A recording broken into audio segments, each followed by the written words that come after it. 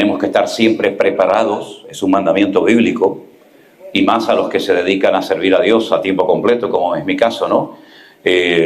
Estad siempre preparados para presentar defensa con mansedumbre y reverencia ante todo aquel que demande razón de la esperanza que hay en vosotros. Eso es un mandamiento bíblico. No hay nada peor que un siervo de Dios que no se prepare, que no haya estudiado. Entonces, ¿qué va a compartir? ¿Qué va a enseñar?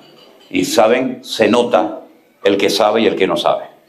Se notan el que se ha preparado o no se ha preparado. Y entonces, ¿quiénes son los que sufren la falta de preparación de los obreros? Pues las ovejas. Las ovejas no comen buen pasto y entonces pues ahí viene después pues tantas problemas y dificultades que ocurren, ¿no? Así que con la palabra de Dios en la mano, que la tengo aquí, yo intentaré, si está la respuesta en la Biblia, darle respuesta, y si se trata de una especie de opinión personal, pues bueno, intentaré ceñirme lo más posible a la Biblia para que lo que prevalezca sea siempre la palabra de Dios y no la palabra del hombre. Si a usted no le gusta una respuesta de la palabra de Dios, se pelea con Dios. Se pelea con David, con Moisés, con Pablo, con Pedro, con Santiago, con el que usted quiera. Y si le agrada la respuesta, pues dele gloria a Dios, porque al fin y al cabo el que le está respondiendo es el Señor, a través de su palabra, ¿sí? Así que ya estamos preparados, ya tenemos aquí las preguntas que nuestro hermano nos va a leer. Y escuchemos la primera entonces. Adelante, hermano. Amén. Pastor, ¿a qué se refiere en Apocalipsis 2:17, que dice que nos dará un nuevo nombre, el cual nadie conoce, sino el que lo recibe? Pues exactamente a eso se refiere. El Señor a cada una de las iglesias del Apocalipsis le decía que si lograban vencer y mantenerse firmes hasta el final, les daría una recompensa. Cada iglesia, cada miembro de estas respectivas iglesias, las 7 que se mencionan ahí, iba a recibir una recompensa diferente. Y en este caso, en la capítulo 2, ¿me dijiste verso? Capítulo 2, 17. En el capítulo 2, verso 17, es la recompensa que concretamente se refiere el Señor a la iglesia de Pérgamo. Y dice efectivamente que el Señor le dará, al que venciere le daría a comer del maná escondido, le daría una piedrecita blanca en la cual hay escrita un nombre que solamente conoce el que lo recibe. Bueno, el sumo sacerdote, para ampliar un poco la respuesta, ¿no? El sumo sacerdote llevaba aquí dentro del efod. El efod tenía el efod y luego tenía el pectoral, que era donde llevaba las 12 piedras con los 12 nombres de las tribus de Israel. Dentro del pectoral llevaba una bolsita. Algunos calculan o algunos opinan que eran 2 piedras que se utilizaban cuando se necesitaba una respuesta inmediata, una respuesta rápido. No hay tiempo para esperar, entonces un sí o un no. Algunos creen que eran como 2 piedras, una blanca y una negra. Señor, voy a la guerra. Piedra blanca sí, piedra negra no. Señor, me van a matar. Piedra blanca o piedra negra. Señor, me quedo o me voy. Entonces, ¿cuántas veces en la Biblia vemos que decían, acercadme el efod, acercadme, ¿verdad?, para una respuesta rápida? David lo hizo en varias ocasiones. No había tiempo para ayunar y orar 40 días, sino que se necesitaba una respuesta rápida, y entonces se recurría a eso, a esas piedras que llevaba oculta el Cohen Gadol, el sumo sacerdote, en el efod. Era a la que se refiere el Señor en Apocalipsis capítulo 2, verso 17, cuando habla de que los que venzan, los vencedores, los que llegan al final a la meta, se le dará una piedrecita blanca, ¿verdad? Porque Él es el sí y amén, dice la palabra, con un nombre nuevo. El nombre identifica a la persona, evidentemente. Tú si te llamas Carlos, si te llaman Roberto, no prestas atención porque no es tu nombre. En la Biblia el nombre es algo muy, muy importante. Prueba de ello, que el mismo Dios recibe muchos nombres. El mismo Señor Jesucristo recibe muchísimos nombres. Y el Espíritu Santo también un montón de nombres. Hasta el mismísimo Satanás recibe muchísimos nombres, tanto en el Antiguo como en el Nuevo Testamento. La primera obligación, el primer trabajo del hombre fue precisamente ponerle nombre a los animales, porque el nombre es la esencia. Si yo digo, voy a beber un vaso de agua, bueno, todos saben lo que voy a hacer, pero si digo voy a beber un vaso de H2O, es exactamente lo mismo. Lo que pasa es que el agua tiene una composición química, ¿verdad? Tiene hidrógeno y tiene oxígeno. Entonces, todo en la vida tiene una esencia. Dios tiene una esencia, los animales tienen una esencia, todo tiene una esencia, y lo que se hacía es que el nombre, digamos que descubría o nos hablaba de la esencia de la persona o de la cosa. Por ejemplo, he dicho en muchas ocasiones que es muy interesante el estudio de los nombres en la Biblia, tanto de los hombres, las mujeres, los países, los pueblos, por qué Dios le cambiaba el nombre a una persona, qué tiene que ver que se llamara Abraham o Abraham, Sarai o Sara, Jacob o Israel. Bueno, pues todo eso tiene una explicación muy interesante. Incluso el nombre Israel se estudia letra a letra. El nombre Israel es la letra Yod, Shin o Sin, Resh, Aleph, Lamed. Cada una de las letras representa y significa algo muy interesante, ¿no? Entonces los nombres hablan acerca de la esencia de la persona o del animal o de la cosa. Al perro en hebreo se le llama Kelev, que es la unión de dos palabras, Kol, Lev. Kol significa todo, Lev significa corazón. Entonces el perro se le llama en hebreo todo corazón, ¿vale? Pero hay personas que también se llaman no Kelev, sino Kalev, para diferenciarlo del perro. Pero Kalev también significa todo corazón. Entonces cada nombre significa algo. Y por eso la Biblia da tantos nombres y probablemente tu nombre no coincida con la esencia tuya como persona. Entonces, cuando lleguemos a la presencia del Señor, dice la Biblia en 1 Corintios 13, ahora vemos por espejo oscuramente, mas cuando lleguemos a su presencia conoceré lo que eran parte, Dios nos revelará la esencia de nuestro ser con ese nombre nuevo que Él nos dará.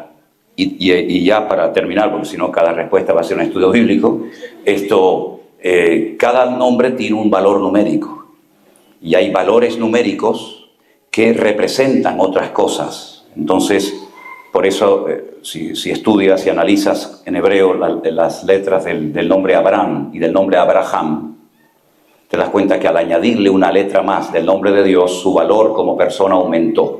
Porque cada letra tiene un valor numérico y automáticamente se convirtió en un ser productivo, padre de multitudes. En fin, es una cosa que a mí me gusta mucho y en hebreo se utiliza mucho la combinación de diferentes nombres para crear un concepto nuevo. Por ejemplo, cielos en la Biblia siempre es plural, no hay cielo en singular. Como tampoco existe la palabra vida en español, en inglés, no sé en inglés, pero en español tenemos vida y vidas en plural. En hebreo no existe vida en singular, siempre son vidas porque existen diferentes vidas.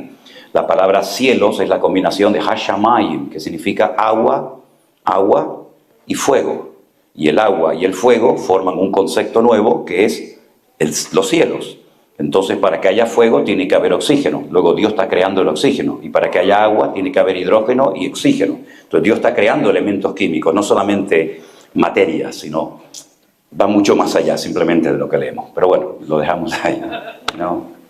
Pero es un estudio muy bonito, ¿eh? Y es una lástima, y es una lástima que en nuestras Biblias le hayan cambiado a muchos libros el nombre original. Es una lástima.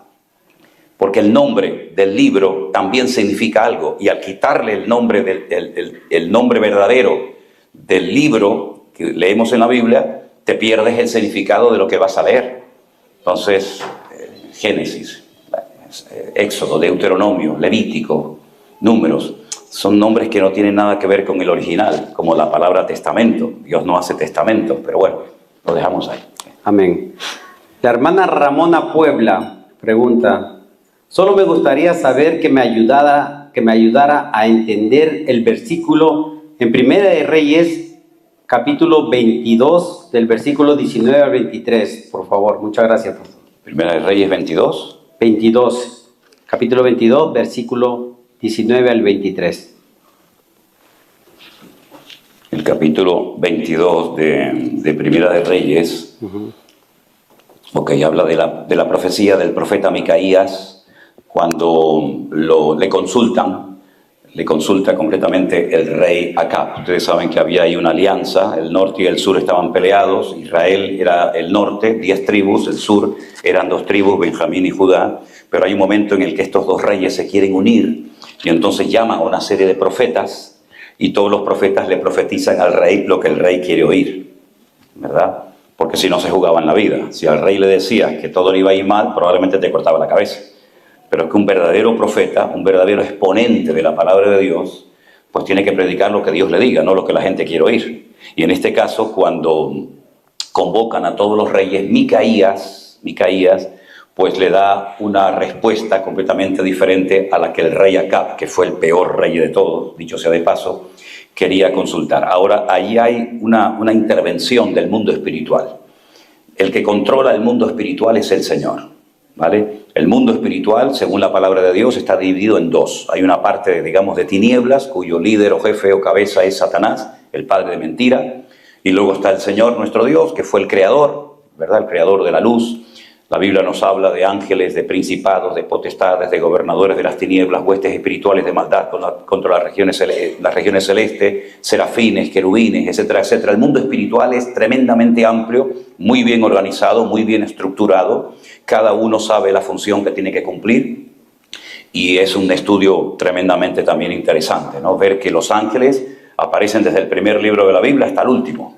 El mundo espiritual va en consonancia, va en línea con el natural.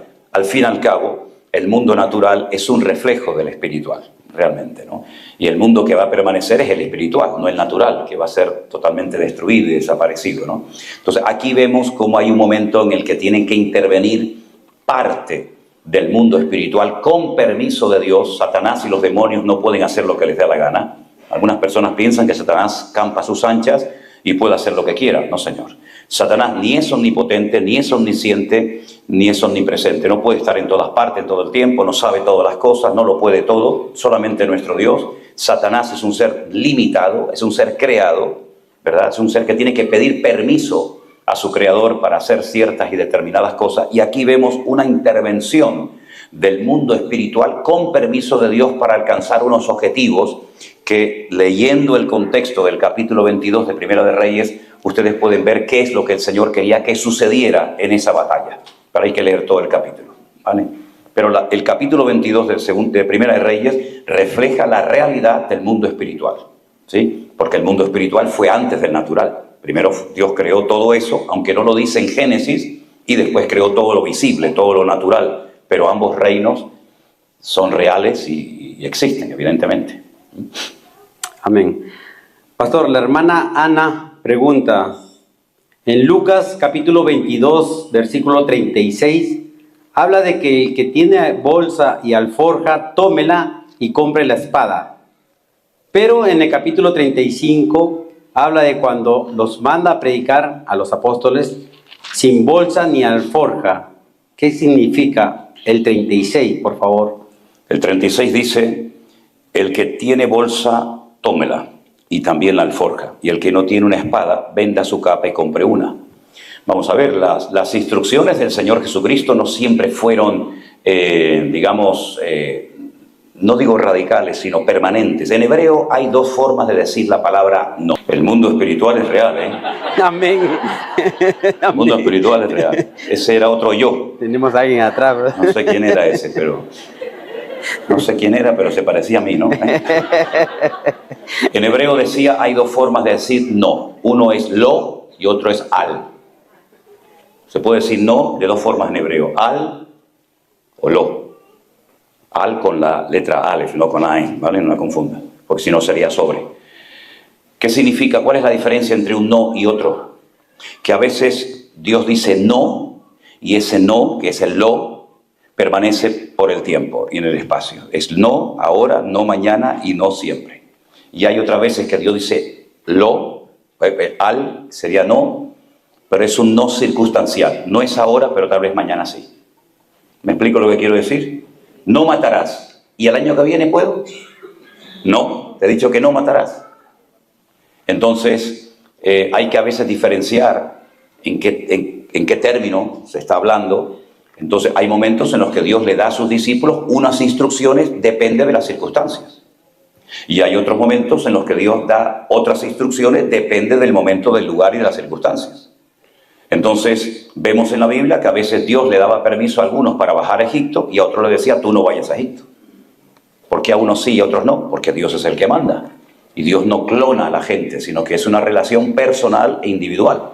Por lo tanto, hay momentos en los que el Señor le dijo a sus discípulos, no lleven esto, no hace falta que lleven nada.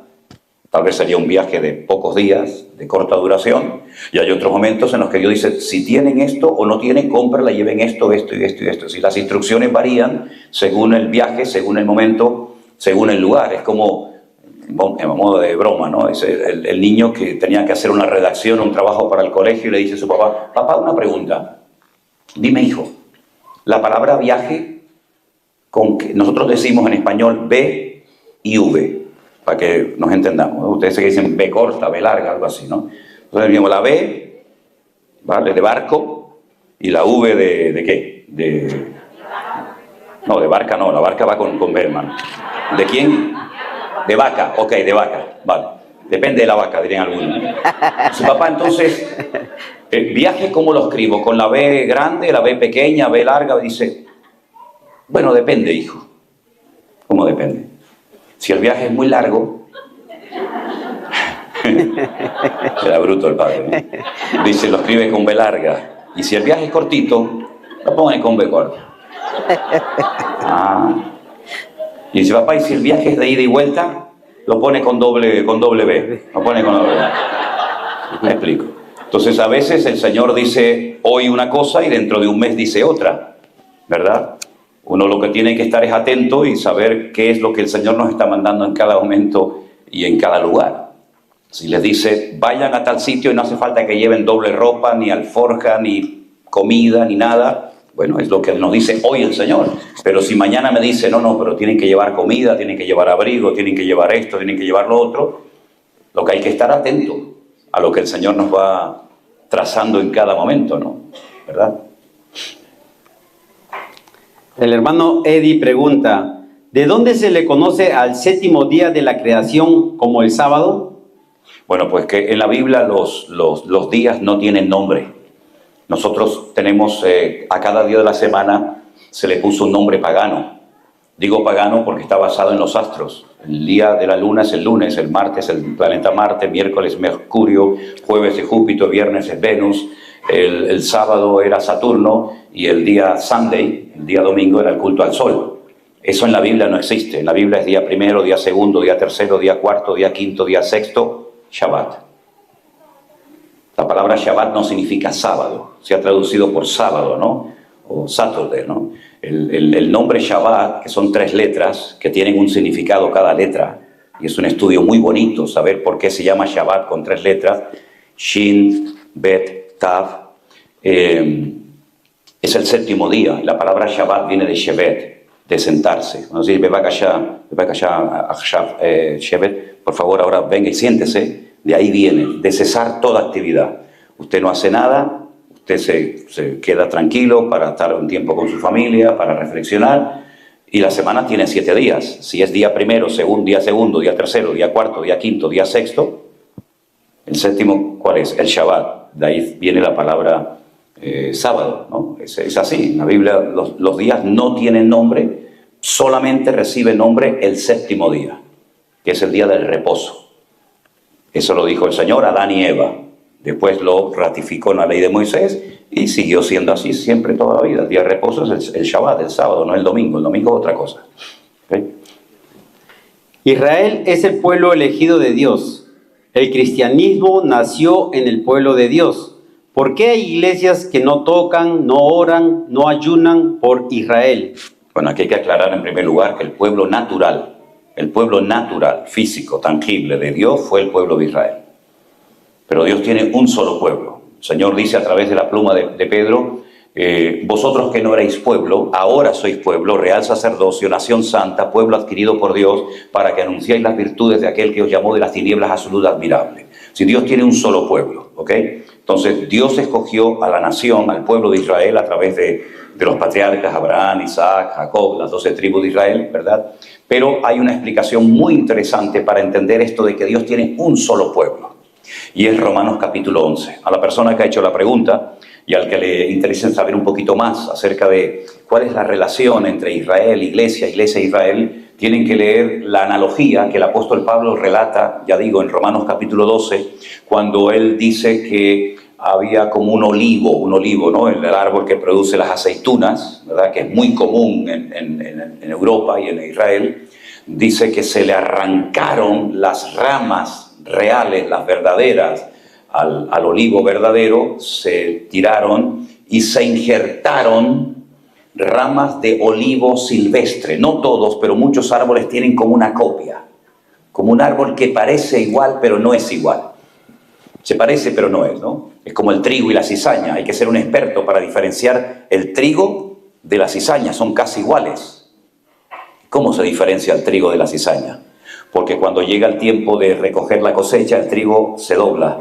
La cizaña siempre está iniesta, siempre está bien levantada, ¿no? Entonces por eso dicen, no arranques la cizaña con el trigo, porque al final vas a arrancar todo, porque no sabes diferenciar una cosa de otra, ¿no? Entonces en la Biblia los injertos, las mezclas estaban prohibidas. No se podían hacer mezclas, no se podían hacer injertos. Hoy en día hay injertos que dicen, bueno, esto es un injerto de manzana y pera, que no sabe lo que te estás comiendo, si una manzana, una pera o sabe Dios qué, ¿no? Entonces dice que contra natura, contra la norma establecida, Dios desgajó las ramas del olivo verdadero e injertó ramas de un olivo salvaje, de un olivo silvestre.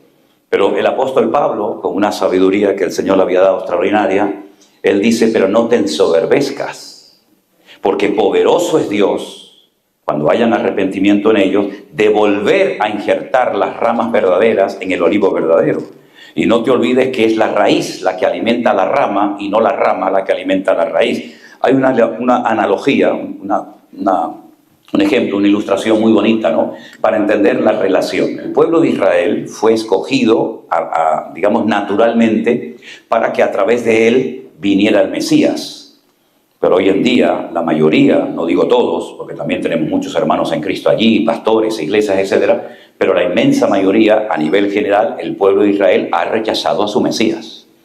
Por lo tanto, no es que como son el pueblo de Israel, pues bueno, todo lo que haga Israel está bien. Bueno, Israel hace cosas bien, Israel hace cosas mal, como cualquier pueblo de la tierra. E Israel no fue escogido por ser el mejor pueblo, ya Dios lo dice muy claramente en la Biblia. Yo les escogí no por vuestros méritos, sino porque nadie os quería. Nadie os quería, nadie os iba a comprar a ustedes. Entonces yo los compré porque, como dije esta mañana, Dios siempre coge lo vil, lo menospreciado, lo que nadie quiere, para avergonzar a los que se creen algo en esta vida, ¿no? Entonces el pueblo de Israel está en una situación muy comprometida, porque está siendo presionado por todas partes. Fíjense el espíritu de antisemitismo que se ha despertado incluso aquí en Estados Unidos. Algo impensable. Estados Unidos era el paraíso para los judíos, ¿verdad? Venían huyendo de la Segunda Guerra Mundial, etc. Incluso hay aquí ahora mismo judíos que se tienen que ocultar, tienen que quitarse su kipá y su identidad y las mesuzás de las puertas, etc., porque pueden correr serio peligro, ¿no? Por lo tanto, el pueblo de Israel necesita reconocer a su Mesías, al cual rechazaron, ¿verdad? Su sangre sea sobre nuestra cabeza y sobre nuestra descendencia. Y por lo tanto, sí, hay que orar por el pueblo de Israel, pero también hay que orar por Estados Unidos. O Estados Unidos está en una situación espiritualmente mejor que Israel. Estados Unidos está podrido. Estados Unidos está mal. Estados Unidos, sí, gracias a Dios por los cristianos que hay. Pero ¿y Europa? ¿Cómo está Europa? Europa está totalmente corrompida. ¿Cómo están las naciones de la tierra? Totalmente destrozadas. Hablar de Dios, hablar de Dios, evangelizar, predicar la palabra de Dios, repartir Biblias, pues está muy mal visto en muchos lugares de la tierra. Hay que orar por la paz de Jerusalén. Eso dice la Biblia, orar por la paz de Jerusalén. Ahora, que hay iglesias que no oran por Israel, bueno, pregúntele entonces al pastor de esa iglesia por qué no oran nunca por Israel o por Jerusalén. Yo no lo sé, ¿verdad? Pero la Biblia nos enseña que tenemos que orar por la paz de Jerusalén, sobre todo para que conozcan al Señor. Porque es verdad que fueron un pueblo escogido por Dios, pero también es verdad que rechazaron al Mesías. Hay que decirlo todo, lo bueno y lo malo, como dice la Biblia, ¿no? Por lo tanto, yo, por ejemplo, cuando estuve en la escuela bíblica, en el seminario que estudié, a mí nunca me hablaron de Israel, ni bien ni mal, nunca. ¿Por qué no lo hicieron? Pues, sinceramente, no lo sé, ¿verdad? Pero ya sé que hay muchas iglesias o que se fanatizan, todo es Israel, Israel, Israel, Israel, todo lo que haga Israel está bien, lo que hacemos nosotros está mal, o el otro extremo, que no quieren saber nada de Israel, Israel ya ha sido desechado como pueblo, ya no sirve para nada, etcétera, etcétera. En fin, yo pienso que lo importante es buscar el equilibrio. No todo lo que hacemos los cristianos está bien, hay algunas cosas que hacemos mal, y de Israel también hay que copiar algunas cosas buenas y otras no, que son malas que las hacen. Pero el orar por Israel, como por cualquier país del mundo, es fundamental y necesario. Pero ya digo, sobre todo, para que conozcan al Señor. Yo estuve en el mes de diciembre, cuando nadie quería ir al país, estaba totalmente vacío, estuve en lugares muy peligrosos, estuvimos allí, y hablamos con docenas y docenas de soldados, con gente por la calle, nos metíamos en sitios donde no querían ir ni los de allí, y la gente estaba muy sensible, y podíamos orar por ellos, escuchaban la palabra. Hay gente que está predicando constantemente la palabra, hay soldados en este momento que son miembros de iglesia, ya algunos han muerto, oran en las iglesias por los pastores, oran por sus hijos, por sus sobrinos, por sus nietos, y hay que orar, por supuesto, por ese pueblo, faltaría más, ¿no? Amén, pastor. La hermana Nexi Luces pregunta, ¿se puede perder la salvación después de haber aceptado al Señor y caminado a la luz de su palabra? Yo no sé por qué hay como una especie, no lo digo por usted, ¿quién es una hermana, no? Yo no lo digo por usted, pero hay como una especie de obsesión. No sé por qué me persiguen en todas partes preguntándome siempre lo mismo. Me preguntan en Houston, en España, en Guatemala, en Colombia, en México, en Ecuador. En todos los lados siempre me preguntan lo mismo, ¿no? Parece como que alguien espera a ver qué es lo que dice el pastor Manuel Sierra, ¿no? Mire, yo le voy a decir una cosa. Yo en eso ni me preocupa. Yo estoy tan ocupado que no tengo tiempo ni para pecar. Porque para pecar hay que tener tiempo. Y yo no tengo tiempo ni para pecar. Entonces usted va a encontrar en el mundo evangélico que hay un sector que dicen que la salvación no se pierde. Y hay otro sector que dicen que sí se pierde. Bueno, pues no sé en qué posición están cada uno de ustedes. Yo fui criado en un ambiente evangélico donde se decía que sí se podía perder la salvación, ¿verdad? Que Dios no robotiza a nadie. Y a mí me llama la atención que hay algunos textos que por lo menos sería bueno meditar en ellos. Porque lo que no me gusta es que la gente repita las cosas como el loro, sin ir al texto y comprobarlas. Para mí eso es un grave error. No, es que yo no creo que sí, yo creo que no, pero lo puede demostrar. No, pero es que en mi iglesia, en mi denominación, en mi familia siempre hemos creído, pero ¿usted lo ha comprobado? No. Entonces, está hablando por hablar. Vaya a la Biblia, saque sus propias conclusiones, no sea como el loro, ¿no? Que escuche una palabra y la repite. Pero en escatología, en este tema y en cualquier otro. Hay algunos textos que a mí me gusta darles a la gente para que por lo menos piensen y reflexionen, que no es malo pensar, ¿eh? La cabeza no se estropea por usarla, ¿eh? Al contrario, el cerebro se atrofia por no usarlo. Pero por usarlo, usted no se preocupe que no se va a volver loco pensando. Por lo menos bíblicamente, ¿no? La Biblia dice, por ejemplo, hay un texto que dice, cuidad vuestra salvación con temor y temblor, no sea que nos deslicemos. Ahí se lo dejo.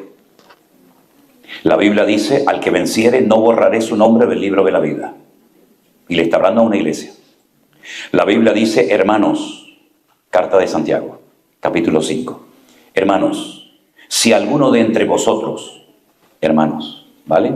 Si alguno de entre vosotros se ha extraviado de la verdad, sepa que el que haga volver al pecador del error de su camino cubrirá de muerte un alma y cubrirá multitud de pecados. ¿Se puede una persona, después de haber conocido a Cristo, apartar del Señor? Yo no sé si usted lo ha visto, pero yo lamentablemente muchas veces, ¿eh?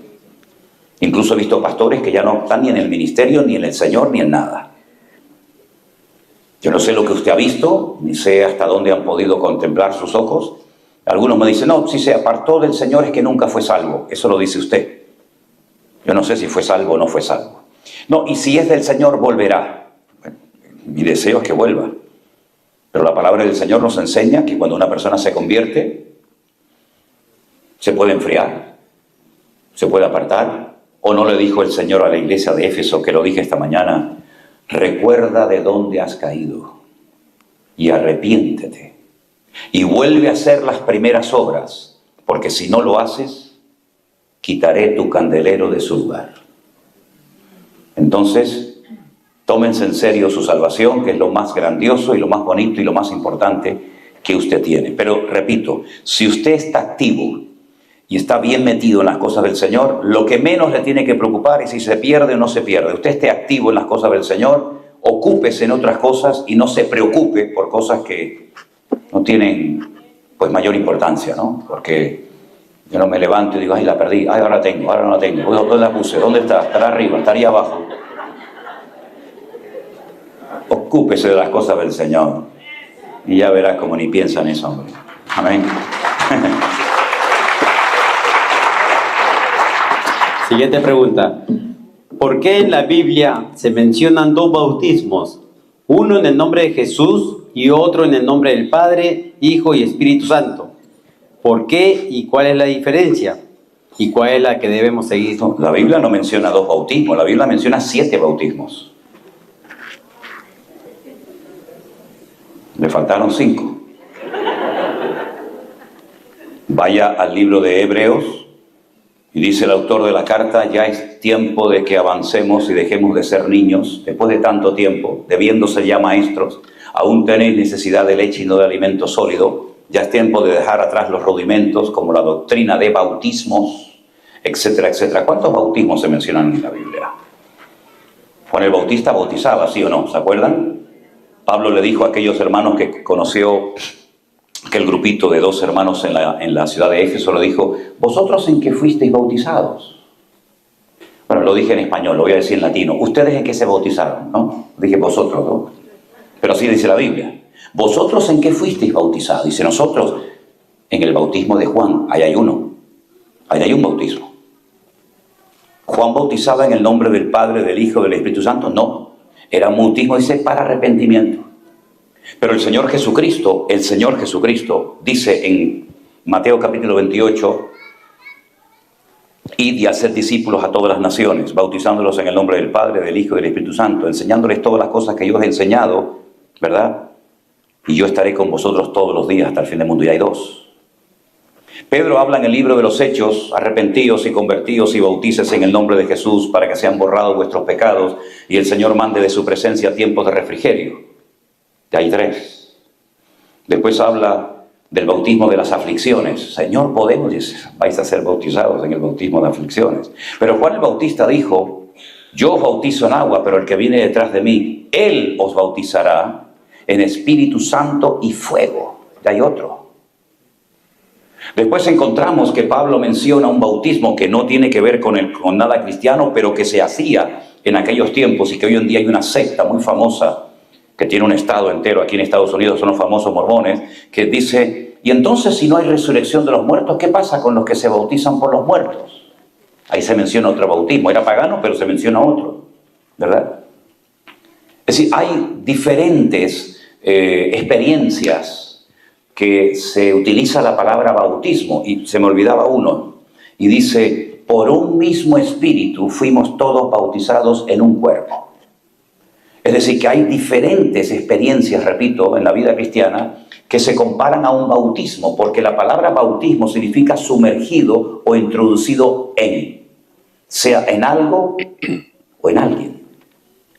Por lo tanto, cuando el Señor Jesucristo en Mateo capítulo 28 le dice a sus discípulos que bauticen a la gente en el nombre del Padre, del Hijo y del Espíritu Santo, hay que posicionarse y decir: bueno, Mateo, ¿a quién le está escribiendo su evangelio? Ustedes saben que no existía Facebook, ni YouTube, ni Instagram, ni WhatsApp, ni nada de esto, sino que la forma de transmitir, digamos, el conocimiento era de 2 formas: oralmente o por escrito. No había otra manera.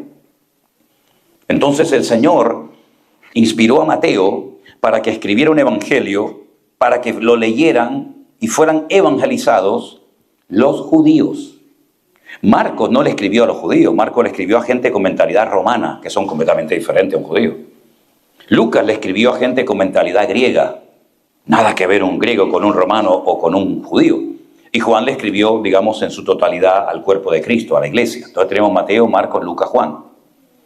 Mateo a los judíos, Marcos a los romanos, Lucas a los griegos, Juan le escribió a toda la totalidad de la iglesia. Por eso es el evangelio más amplio, el que presenta de mejores y más variadas formas a la figura del Señor Jesucristo.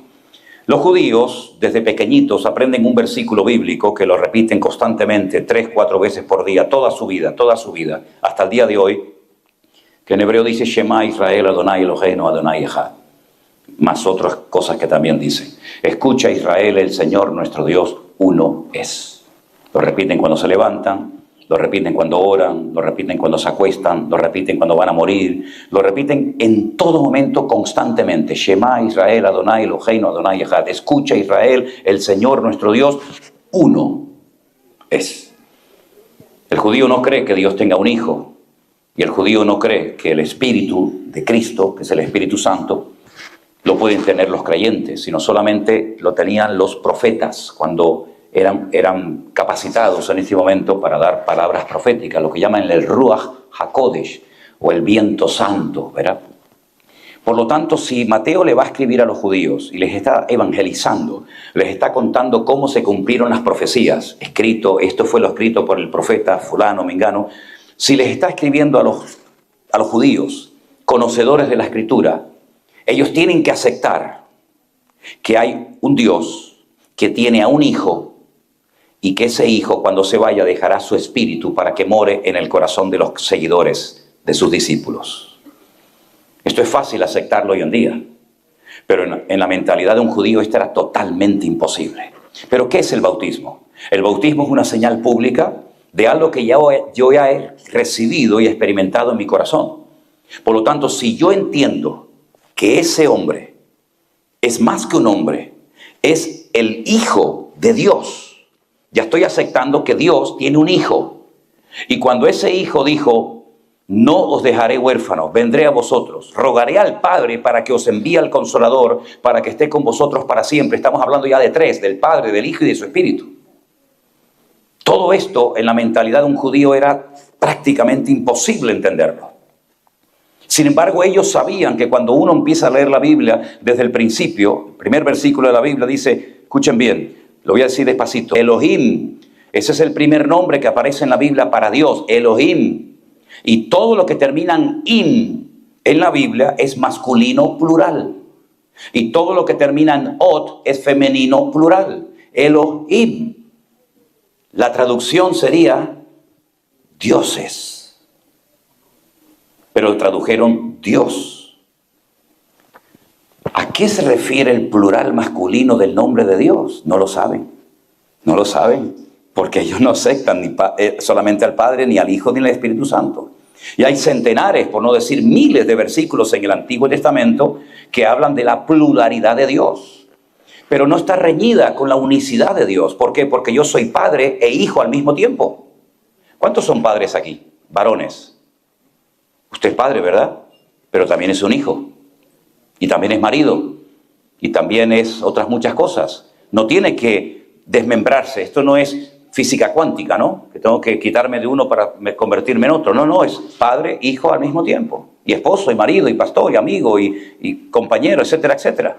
Entonces, cuando se predicó a los judíos en ese evangelio, porque se evangelizaba, repito, oralmente o a través de escritos, si usted se quiere bautizar y quiere dar testimonio de que ha entendido el evangelio, tiene que dar testimonio haciéndose bautizar en el nombre del Padre, en el cual ha creído usted toda la vida, pero que ese Dios Padre tiene un hijo. ¿Por qué los judíos llaman a Dios Avinu? Avinu significa Padre nuestro. ¿Por qué el Señor Jesucristo dice Avinu Sheba Shemaya Yid Kadat? ¿Por qué dice Padre nuestro que estás en los cielos? Cuando le llaman Padre, ¿a qué se refieren cuando le llaman Padre? Porque para ser padre uno tiene que tener hijos. Claro, ellos dicen que ellos son los hijos. Pero aparte de que nosotros somos hijos de Dios, Dios tiene un hijo que se humanó, que se hizo carne y habitó entre nosotros y dimos su gloria como del unigénito del Padre. Y es el Señor Jesús, ¿verdad? Immanuel, Dios con nosotros. Entonces, cuando usted va al Evangelio de Mateo, claro, es normal que el Señor Jesucristo haya dicho en el nombre del Padre, del Hijo y del Espíritu Santo, para que verdaderamente sepan a quién están siguiendo y en quién han creído.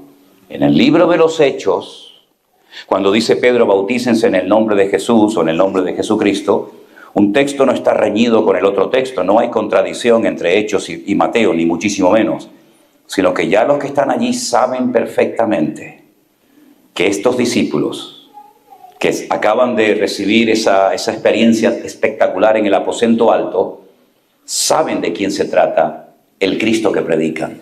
Porque Pedro, si ustedes leen el capítulo, la primera predicación de Pedro en el día de Pentecostés, él dice, nosotros no estamos ebrios como vosotros suponéis. ¿Se acuerdan que el libro de los Hechos empieza cuando llegó el día de Pentecostés, estaban todos unánime juntos y de repente vino del cielo un estruendo, un viento recio que soplaba, el cual llenó toda la casa, ¿verdad? Y todos fueron llenos del Espíritu Santo y se apoderaron de ellos lenguas repartidas como de fuego y cada uno hablaba según el Espíritu les daba que hablasen. ¿Se acuerdan? Todo eso. partos, medos, elamitas, cretenses, prosélitos, aquí. Entonces cuando dicen estos están borrachos, él dice, no, escuchen chicos, no estamos borrachos. No estamos borrachos. Esto es lo que dijo el profeta Joel, que en los postreros días, dice el Señor, derramaré de mi espíritu sobre toda carne. Ahora el espíritu es genérico. No tienen el monopolio los profetas, sino que ahora lo puede tener cualquier creyente. Entonces no hace falta decir Padre, Hijo y Espíritu Santo, porque ya te lo estoy explicando en la predicación. Ya te estoy diciendo que el Padre levantó a su Hijo, al que vosotros crucificasteis y matasteis. El Padre, Dios lo ha levantado de entre los muertos, ya hay dos, y Él nos ha mandado su Espíritu, y esta es la profecía de Joel capítulo 2, a partir del verso 28, que ustedes la están viendo cumplida delante de vuestras narices, ¿verdad? Entonces ya no hace falta mencionar al Padre, al Hijo y al Espíritu Santo, porque ya lo he dicho en la predicación. Yo no tengo ningún problema que una persona se quiera bautizar en el nombre de Jesucristo, siempre y cuando crea en Padre, Hijo y Espíritu Santo. No como estos que están por ahí que dicen que solamente, solo Jesús. Solo Jesús, solo Jesús. ¿Y qué hago con el Padre? ¿Qué hago con el Espíritu? Si es mucho más fácil creer lo que dice la Biblia que creer lo que no dice la Biblia, ¿verdad? Entonces no hay contradicción entre Mateo y Hechos, ni mucho menos.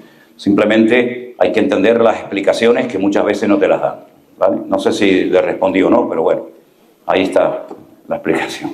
Amén. Dígame, hermano. Sobre segunda de Tesalonicenses, ¿nos podría dar una explicación sobre el capítulo 2, versículo 7, donde dice solo que hay quien al presente lo detiene? ¿Qué es eso que lo detiene? ¿A qué se refiere eso? Bueno, todo el capítulo 2 es como yo he dicho en muchas ocasiones, en otras enseñanzas que he dado, como los eslabones de una cadena. Un eslabón no hace cadena, pero muchos eslabones unidos sí hacen cadena, ¿verdad? Entonces el capítulo 2 de la carta de Pablo a los tesalonicenses, que es un capítulo muy interesante, dice, con respecto a la venida del Señor y nuestra reunión con Él, os rogamos, hermanos, que no os dejéis mover fácilmente de vuestro modo de pensar, ni por carta, ni por espíritu, en tal sentido de que fuera nuestra, sino que nos tenemos que mantener firmes en la fe, porque el Señor no vendrá sin que antes venga la apostasía y se manifieste el hijo de pecado, el hijo de perdición, el cual se opone contra todo lo que es objeto de culto, tanto que se sienta en el templo de Dios haciéndose pasar por Dios. Pero más adelante, cuando Pablo le está diciendo a los tesalonicenses y a toda la cristiandad que el Señor va a volver por segunda vez, pero que antes de su venida tiene que manifestarse la apostasía, el caos, el desorden total a nivel mundial, y se manifieste, se presente en la escena pública el hombre de pecado, el hijo de perdición o el inicuo. Son tres calificativos diferentes para la misma persona que emplea Pablo. Pablo lo llama hombre de pecado, hijo de perdición, y el inicuo, ¿verdad? Nunca emplea la palabra anticristo, eso es un término de Juan. Dice, el Señor va a venir, pero antes de que venga tiene que pasar esto y esto, pero esto no puede pasar hasta que Él sea quitado de en medio, y entonces se manifestará aquel inicuo que el Señor matará con el espíritu de su boca. Y ahora vosotros sabéis lo que lo detiene. Fijaros que habla de el artículo masculino singular, hasta que Él sea quitado de en medio. Ha habido mucha controversia con esto y yo quiero dejar bien claro que nosotros enseñamos que toda declaración que se haga desde un púlpito o a título personal tiene que ir avalada 100% por la Biblia. Yo no puedo subirme aquí arriba y decir, bueno, yo opino, yo creo, me parece que... No. Lo que usted está diciendo lo puede demostrar con la Biblia. No, se lo lamento mucho, eso no es Biblia, eso es su opinión. Y como aquí de lo que se trata no es de saber qué opino yo, sino lo que dice el Señor en su palabra, yo les digo que cuando alguien dice que lo que detiene la manifestación del anticristo es la iglesia, yo siempre les digo, ok, demuéstremelo con la Biblia. Dígame en un versículo en la Biblia donde se diga específicamente que la iglesia detiene la manifestación o la puesta en escena del anticristo. No te lo pueden enseñar. Y llevo más de 40 años diciendo esto y nunca he encontrado a nadie que sea capaz de hacerlo. Entonces dice, bueno, el Espíritu Santo. Suena como más fuerte, ¿no? Cuando el Espíritu Santo sea quitado, entonces se manifestará. Ok, si lo dice la Biblia, yo tengo que decir amén y creerlo. Pero tampoco hay ningún versículo que diga que en algún momento de la historia el Espíritu Santo va a ser quitado. Lo que pasa es que se relaciona, se une, se asocia la persona del Espíritu Santo con la iglesia. Si no está la iglesia, no puede estar el Espíritu. como si el Espíritu dependiera de la iglesia. Yo pregunto, en Génesis capítulo 1, versículos 1 y 2, dice, pero el Espíritu de Dios se movía sobre la faz de las aguas. ¿Estaba allí la iglesia? ¿Estaba el pueblo de Israel? Pero estaba el Espíritu. Luego el Espíritu Santo no necesita, no depende de la iglesia, ni de Israel, ni de nadie para estar en un lugar. ¿Me explico? Porque si la iglesia no nació hasta el siglo I, entonces quiere decir que el Espíritu Santo no estaba en ninguna parte. No, eso no es así. Por lo tanto, cuando hacemos una declaración, decimos el Imperio Romano, la iglesia, el Espíritu Santo o cualquier otro elemento o persona, si no tenemos un argumento bíblico, ¿en qué nos basamos? Bueno, es que en mi iglesia, en mi denominación creemos, bueno, usted puede creer lo que quiera, amigo. Y su denominación, con todo mi respeto, pueden enseñar en sus escuelas bíblicas lo que quieran. Pero en nuestra congregación, en nuestro ministerio, enseñamos Biblia, no denominación. Y la Biblia no dice que son esos elementos. Pero sin embargo, Pablo le dijo a los tesalonicenses que llevaban menos de un mes convertidos, vosotros sabéis lo que lo detiene. ¿Cómo es posible que un creyente que lleva un par de meses convertido supiera una respuesta a algo que a muchos cristianos hoy en día todavía les perturba y no saben qué cosa es o quién es? Entonces hay que buscar en la Biblia. La Biblia es como un gran rompecabezas, como un gran puzzle. Lo que usted no entiende aquí, tiene que ir allá. Lo que no entiende allá, tiene que ir aquí. Por eso la Biblia hay una interdependencia entre los profetas. Lo que no entiende en Daniel, vaya al Apocalipsis y lo va a entender. Lo que no entiende en Daniel, vaya a Ezequiel. Lo que no entiende en Ezequiel, vaya a Daniel. Lo que no entiende en Daniel, vaya a Tesalonicense. Y todos se necesitan unos a otros. Hay un pasaje bíblico en Daniel capítulo 12, verso 1 y 2, donde dice que cuando Él sea quitado de medio, entonces, dice la palabra, será un tiempo de angustia, cual nunca lo hubo desde que hubo gente hasta entonces. Muchos de los que duermen en el polo de la tierra se levantarán, unos para vida eterna y otros para confusión eterna. Ahí tiene una respuesta, Daniel 12, versículos 1 y 2. Léalo, medítelo, reflexione, piense y usted después saca sus propias conclusiones. Yo puedo demostrar con un texto de la Biblia que hay alguien en masculino, que está deteniendo un hecho que tiene que ver con los acontecimientos finales, con nuestros tiempos, pero no hay ningún versículo para demostrar las otras declaraciones que a veces se hacen sin pensar, sino que se dicen mecánicamente, sin reflexionar y sin analizar el texto bíblico si lo dice o no lo dice. Así que la persona que haya hecho la pregunta, ahí le dejo ese texto para que usted lo lea. Y cuando ese personaje sea quitado, sea levantado, sea removido de su lugar, también dice lo que va a pasar, que tiene que ver con Tesalonicenses, con Apocalipsis, etcétera, etcétera. ¿Vale? Pastor, ¿es solo el adulterio la única razón para el divorcio? ¿Usted se quiere divorciar? Porque a veces con esa pregunta hay otra que no te hacen, ¿no? Bueno, no necesariamente el adulterio tiene que ser causa de divorcio. Si usted perdona a su marido o a su esposa, no tienen por qué separarse, no tienen por qué divorciarse. No será la primera y última vez que pueda haber algún tipo de infidelidad en el matrimonio sigue funcionando perfectamente o mejor. Entonces no diga, no, es que como cometió adulterio o ella o él, pues entonces me divorcio. Bueno, no corra, a lo mejor, yo qué sé, hay posibilidad de restauración. Yo siempre he dicho, pelee por su familia, hermano. Pelee por su familia, aprenda a perdonar, aprenda, en fin, ¿no nos perdonó el Señor más cosas a nosotros o no? Por lo tanto, bueno, bíblicamente, aunque no era así en un principio, dice el Señor, dice, pero a causa de vosotros, Moisés os permitió dar carta de divorcio. ¿A qué se refiere la carta de divorcio? Los judíos hacen un contrato prematrimonial que se llama ketubá. La ketubá es un contrato donde se comprometen, sobre todo el hombre a la mujer, a hacer una serie de cosas que cuando no se cumplen se puede ir al rabinato. Es decir, los rabinos en Israel no existe matrimonio civil, tienes que ir sí o sí para casarte a un rabino o para divorciarte. Entonces, con la ketubá en la mano, con el contrato, vas al rabino y le dices, mi marido dijo esto, esto y esto y no lo ha cumplido.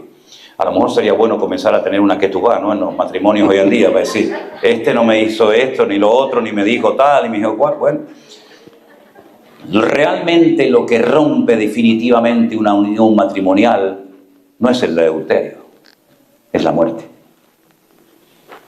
Cuando uno de los dos fallece, el vivo queda libre para casarse con quien quiera, con tal de que sea en el Señor.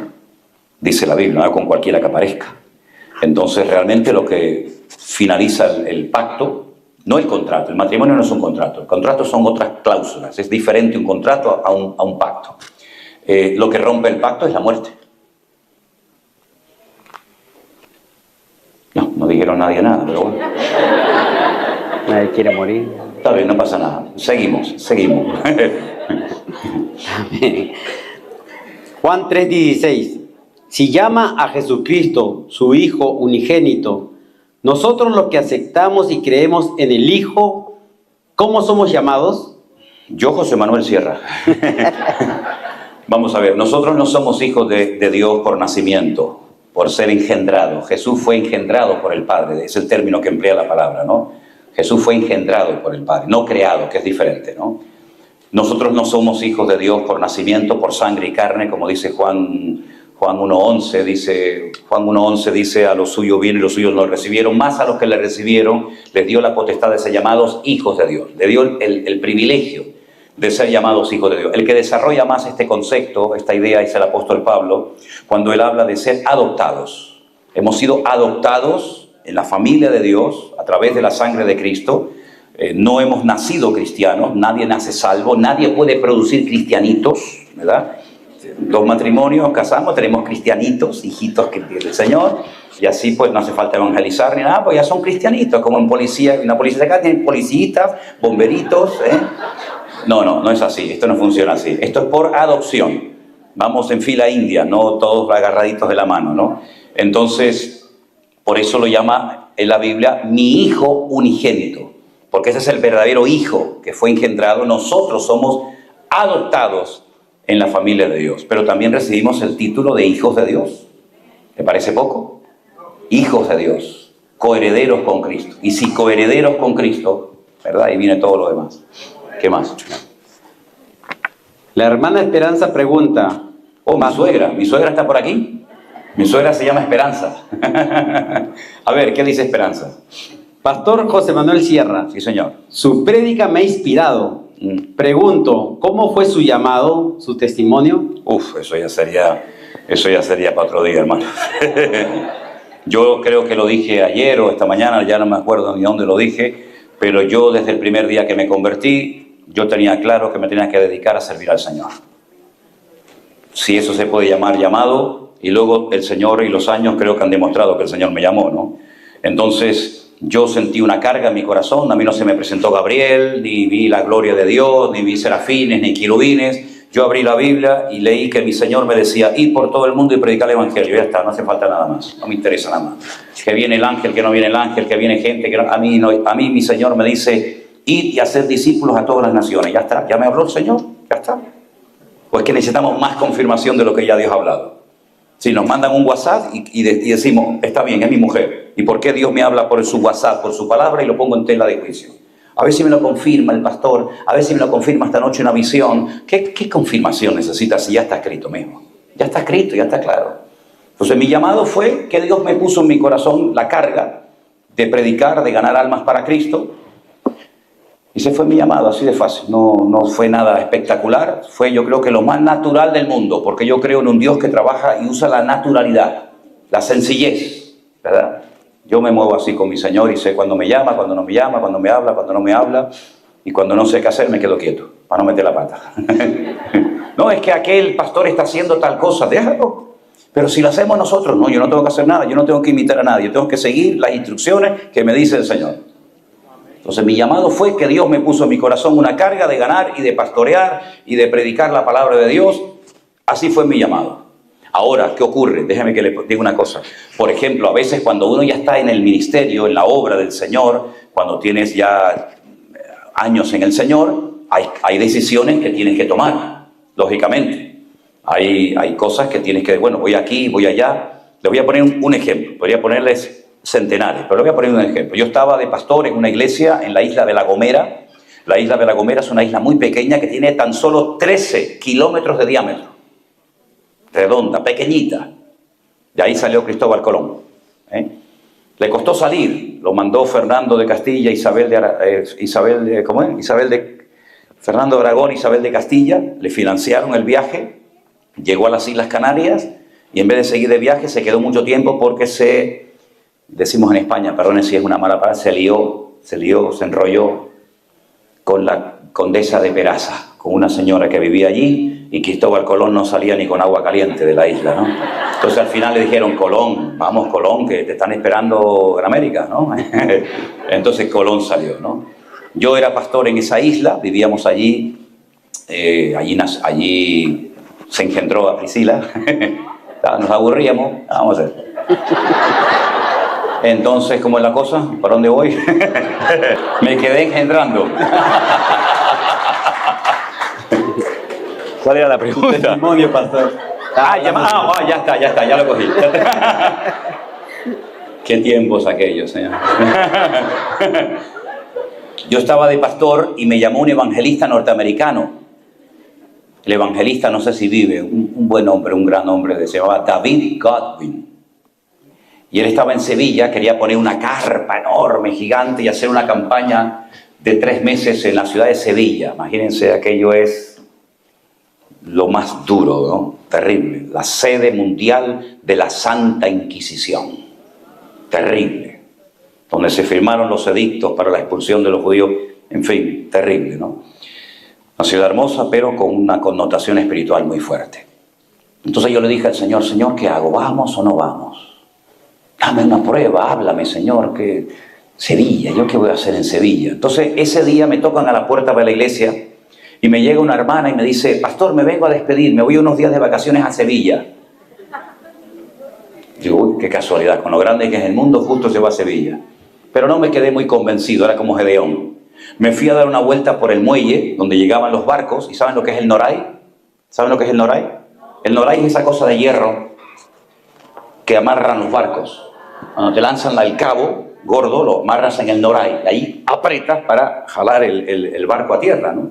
Entonces me fui a dar una vuelta por el puerto y fui a amarrarle un zapato y me puse el pie en el noray, y cuando leí ponía, hecho en Sevilla.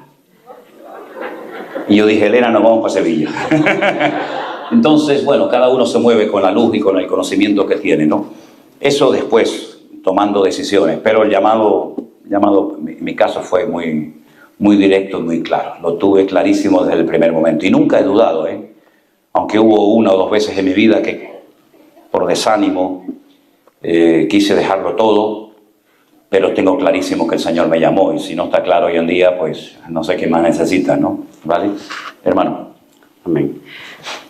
¿En qué posición está Israel en estos momentos? Muy complicado. Israel está en una situación muy complicada, tiene una presión mundial terrible, está dividido internamente. Nosotros cuando fuimos el año pasado a Israel, yo vi un Israel diferente al que yo había visto durante más de 20 años. Primeramente vi una calma tensa los últimos viajes, pero después fui en un viaje, cuando llegamos al aeropuerto de Tel Aviv, a recoger en el autobús a los hermanos que venían y nos dirigíamos al hotel que hacíamos noche en la ciudad de Tel Aviv. Elena, me acuerdo que le dijo al grupo, vamos a llegar a la ciudad de Tel Aviv, donde hay unos atardeceres preciosos, espectaculares. Van a ver el mar Mediterráneo y la puesta del sol. Bueno, nos agarró una manifestación tan grande entre el aeropuerto y el hotel que llegamos de noche. El país estaba muy mal.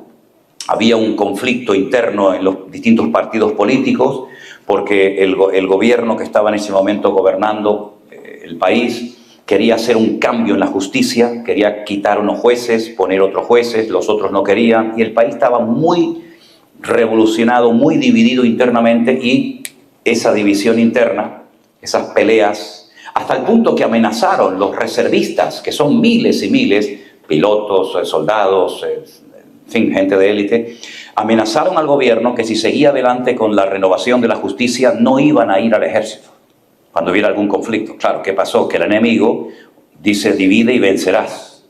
Aprovechó la división interna, los líos políticos, para atacar el día 7 de octubre, que fue la mayor masacre de judíos después de la Segunda Guerra Mundial.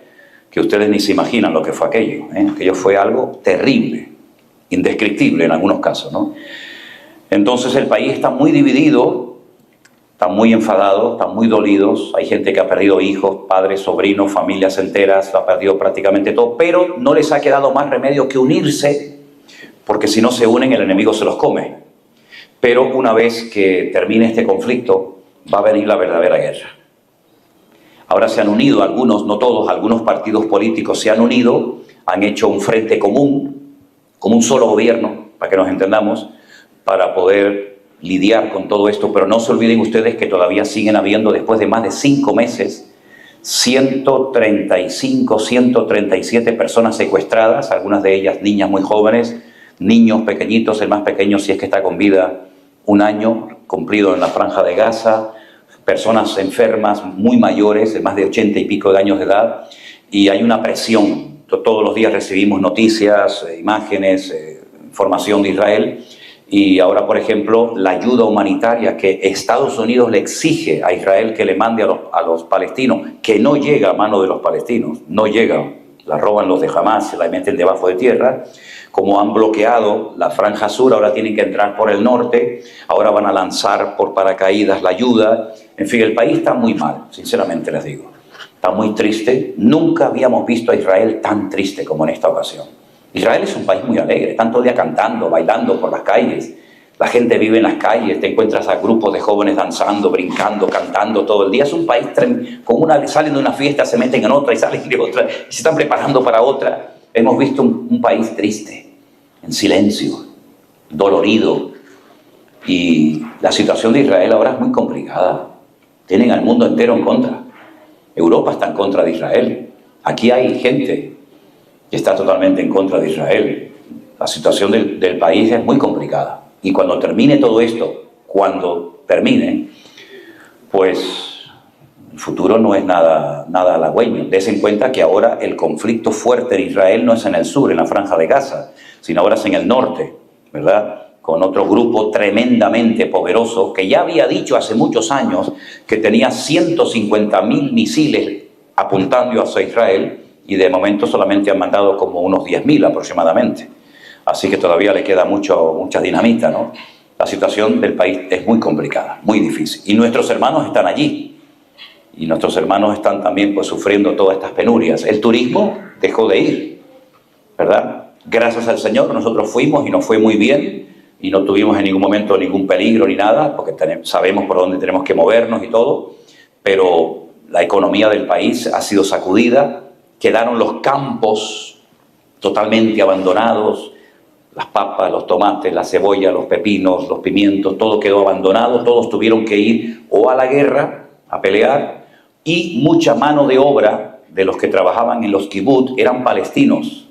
Entonces, como ya no pueden entrar a Israel por todas estas cuestiones, porque muchos de los que trabajaban en Israel pasaron la información a Hamas diciendo, yo he visto esos mapas que me los han enseñado y me han dicho, mira, este muchacho trabajó aquí 5 años en la casa de esta gente y él le hizo un dibujo a los terroristas y le dijo, en esta casa viven 2 personas mayores, un niño y 3 perros.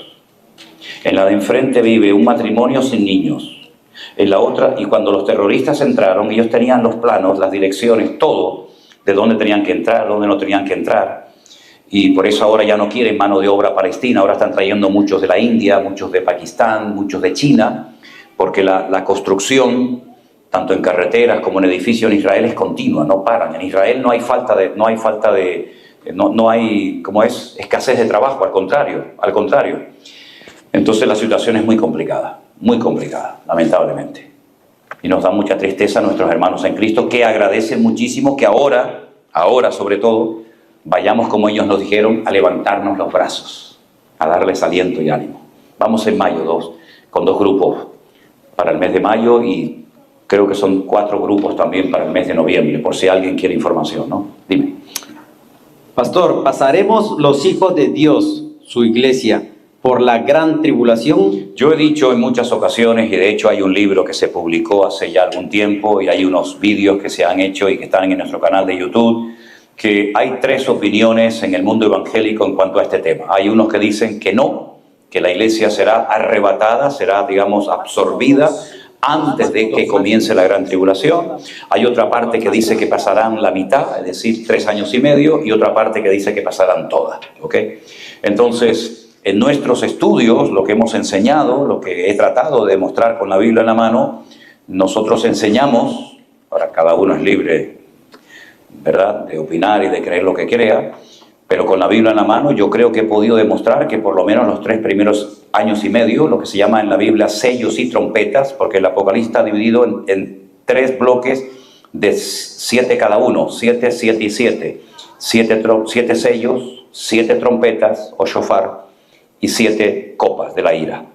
En la primera parte, cuando usted lee el libro Apocalipsis, se abren los sellos, se desatan los sellos, ¿verdad? Ese pergamino que revela su contenido, donde los caballos cambian de colores, ¿se acuerdan?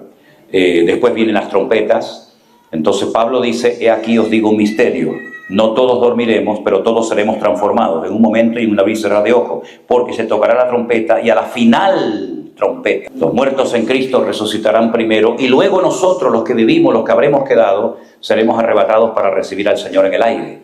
Entonces Pablo da un dato muy interesante, dice, lo tenemos para dioses. En los 10 mandamientos, no tendrás dioses ajenos. Y también vuelve a aparecer un tercer ejemplo en el Salmo 88, donde dice, Dios está en la reunión de los dioses. Dios está con los jueces. ¿Me explico? Porque ustedes jueces, como yo que soy juez, tienen que hacer justicia. Entonces, es como una similitud entre vuestro trabajo y el mío, entre impartir justicia a los hombres y yo imparto justicia desde mi trono. Entonces, en este caso, en el Salmo 88 y en otros pasajes bíblicos, cuando se emplea la palabra dioses, ni mucho menos es una referencia al politeísmo, como por ejemplo los griegos que tenían sus múltiples dioses, o los romanos, sino es un término que se puede emplear de 3 formas diferentes: para dioses o ídolos, para los jueces que imparten justicia, o para nuestro Dios, que es el juez y Dios justo de toda la tierra.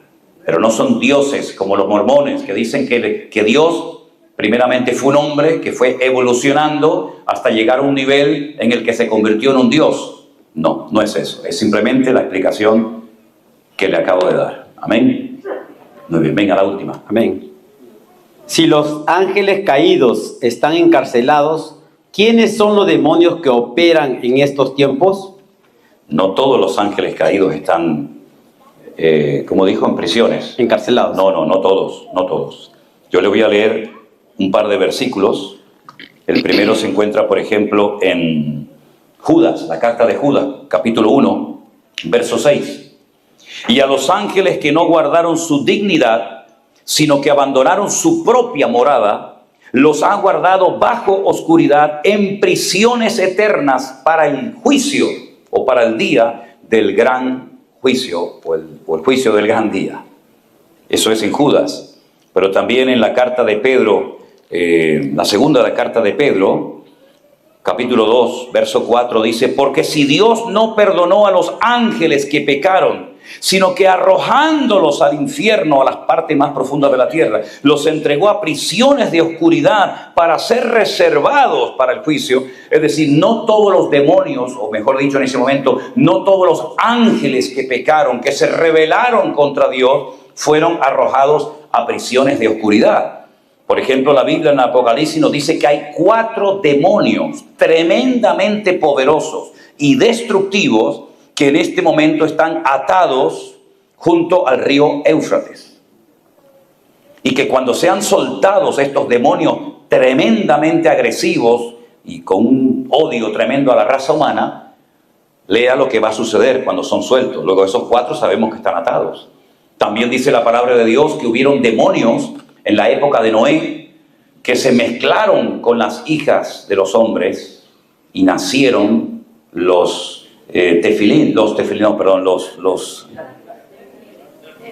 nefilines, con N, los nefilín, que la Biblia lo traduce como gigantes, pero no son gigantes. La palabra gigante está mal traducida. Nefilín son bravucones, soberbios, arrogantes, peleones, ¿verdad? Bravucones, ¿verdad? Entonces, esos demonios que tuvieron la osadía de querer mezclarse con la raza humana, esos fueron arrojados a prisiones de oscuridad para que nunca más vuelva a suceder semejante disparate. Cuando Dios dijo, se acabó, hasta aquí llegamos, borrón y cuenta nueva. Por eso en el satanismo, en la brujería, hay prácticas que se llaman súcubo e incubo, que tiene que ver con todos estos pecados, con todas estas perversiones. Ahora bien, no todos los demonios están atados. Satanás no está atado. Los demonios no están atados, están sueltos por todas partes. Entonces hay, según la Biblia, demonios tremendamente poderosos y destructivos que están atados para un momento, y hay otros que están sueltos en este momento, como están sueltos los ángeles, como está suelto Satanás. Satanás es un reo condenado a muerte en libertad condicional. El otro día pasamos por la cárcel de San Quintín y yo me leí toda la historia de la cárcel de San Quintín, cuándo se abrió, cuándo no se abrió, a quién mataron, a quién no mataron, quiénes están dentro, cuántas condenas tiene, y el 88% de los presos de San Quintín están condenados a muerte. Muchos de ellos desde los años 80, 90, pero están vivos, pero ya están condenados a muerte. Solamente falta que el juez diga mañana, ¿verdad? Satanás es un ser condenado a muerte, a la destrucción total y absoluta, ¿verdad? Con todos sus ángeles y demonios, porque dicho sea de paso, el infierno no fue creado para el hombre, sino para Satanás y sus demonios. Eso lo dice la Biblia. Si nos sorprende lo maravilloso del cielo, con las calles de oro, las puertas de perla, etcétera, etcétera, imagínense lo tremendo que tiene que ser el infierno. Pero ¿quién lo creó? ¿Lo creó Dios? ¿Para quién? ¿Para nosotros? No, para Satanás y sus demonios. Pero si ustedes se quieren ir con él, aprovechen y váyanse, ¿verdad? Pero Satanás no está en el infierno, no está atado. Dice que está como león rugiente buscando a quien devorar. Está suelto, ¿verdad? ¿De dónde vienes?, le dijo el Señor a Satanás. ¿De dónde vienes? Dice, de rodear la tierra. ¿Oh sí? Porque no puede estar en dos sitios al mismo tiempo.